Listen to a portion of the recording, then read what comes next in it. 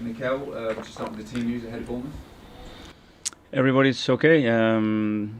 As you saw, we had Cedric, Fabio and Emil who played with under 23s and they looked fit. They trained all week with us, so they are available for selection.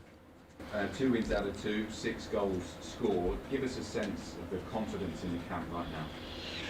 Great to win and great to perform the way we are performing at the moment, but it's just 2 games, it's the whole season ahead of us, and focus on the next match and what we have to do and the areas as well that we can obviously improve. Yeah, how important is that? How conscious do you have to be as a group of not getting carried away, especially with the fixtures you've got coming up? It's just 2 games. It's nothing. The whole season is still to play for. We know that. We are very conscious of that. We are very conscious of the improvements that we have still to make as a team, to close games better, to play better, and this has been the whole aim the whole week. Bournemouth away, they had a good start to the season with that win over Villa on the first day. Obviously brilliant last season in the Championship. What do you make of the challenge that they pose? Hey, that will be a really tough match. I played there many times. I know how tough it is. I expect the atmosphere that is going to be hectic there. Again, it's a team that is used to winning because last year they have a really successful season. They started well the season. I know the Scott obviously very well as well. So I know that they're going to make a real difficult game for us. You mentioned the way they play and your matches against them as a player. They seem to, under Scott Parker, have continued that tradition of what we see at Bournemouth teams. Yes, and I think it's a good mixture between what Bournemouth used to do and what Scott is as a manager. And I think he has evolved the team in a really positive way. They have a really clear idea of how they want to play, very clear identity as well, and they execute that against any opponent and credit to them for what they're doing. You mentioned as well Scott Parker. You came up against him many times as a player. Both central midfielders. You know, you're part of that group of young Premier League managers coming through as well. I suppose the next generation. What do you make of what he's done in his career as a manager so far?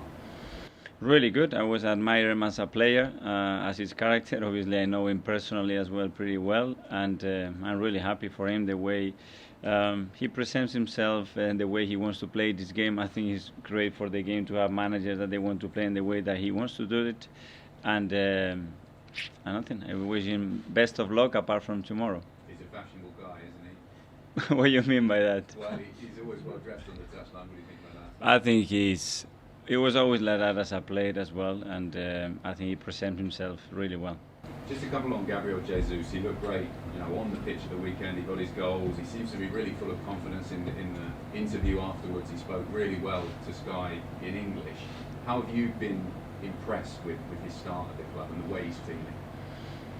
Yeah, probably the biggest difference since I work with him is his maturity. Obviously, a few years have gone by, a few experiences. As you mentioned, his language is improved so much. He's got a different role here. You can sense that straight away, and I'm glad that he's enjoying, having a good time, and performing really well for the team. You kind of touched on it there, but a bit more specifically, what have you seen on the pitch and off it since the time you worked together? When he just come to England, didn't speak great English, it was his first experience with the Premier League. What has he really changed and clearly worked on? Not many difference. Obviously, I think he has improved a lot of areas in his game because he has more experience, because obviously he's been working on them. For me, what it makes the difference with him is his attitude, his willingness and his desire to win every single training session, every single ball in the game, and that's what he makes in the play that he is. You played with great goal scorers throughout your career. How much is a striker who's in form, enjoying his football and scoring goals to be feared by an opposing team? Our top teams, they need top scorers, and not just one, ideally 3. And when you have those players and they can hit certain numbers, that gives you every chance to be at the top of the table. Just one more really quickly, obviously with the end of the transfer window coming up. Has the start you've had to the season, the good performances so far, perhaps changed your thinking at all about what you might need or might not need? No, we are still in the same position. Obviously, the market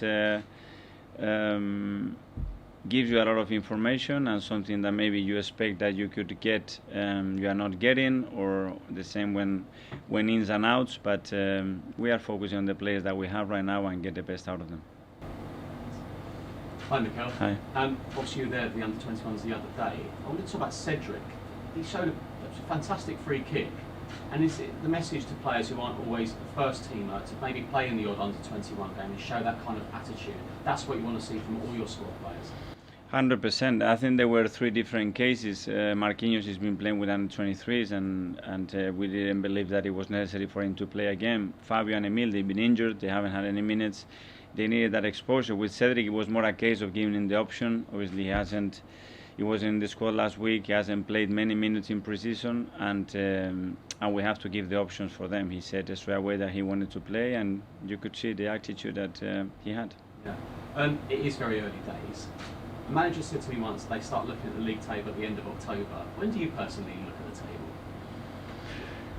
After 10 or 12 games, I think that's more or less when everything starts to play a little bit and understand where you are, because obviously the schedule or the fixtures are going to have a big part on that. But I don't focus too much on that. Probably at the end of March, April, that's when it really starts to matter. He's stuck with his way. The club's stuck behind him. Recruitment's been superb, especially for my fantasy team. And with the likes of Partey in the middle there, I mean, they're a side that could challenge. I assume you had Gabriel Jesus in your fantasy team then. What makes you think that? Well, he's been an excellent addition, hasn't he, Andy? Have you been surprised at just how well it has worked? Not really, because it felt like he was ready to be relied on all the time. I think that's the thing with him. You know, he's someone who's quite modest, really, for a top-level footballer. He's incredibly hard-working. He's not always seen himself as a centre-forward, but I think he's got plenty of chances to score at Arsenal because they're looking to him for that. But also, you look here when he sets it up for Xhaka, he's always looking for his teammates around him. I'd be a little concerned about the goals they conceded, certainly, because Leicester are not in the best shape at the moment, although they've still got an excellent squad. But then we see Martinelli, who's going to come into his own. I think that's the other exciting thing about Gabriel Jesus, that he can drift left, allow Martinelli to come in the centre. And a lot of Arsenal fans really believe that Martinelli should be playing at centre-forward for them going forward. So, a bit of both.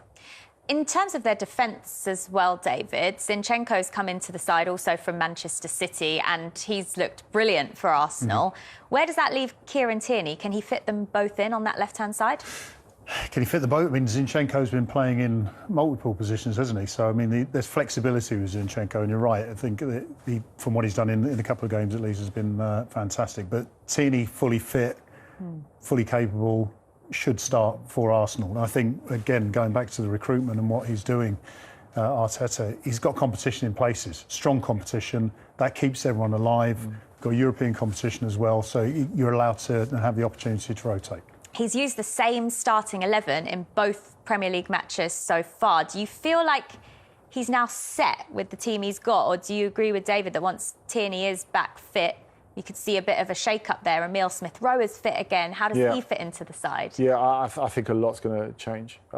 We talked about the programme for all these teams in the first half of the season. It's going to be intense. And like David was saying, with Zinchenko, we've seen him play really well in that sort of inside left position in midfield for Ukraine.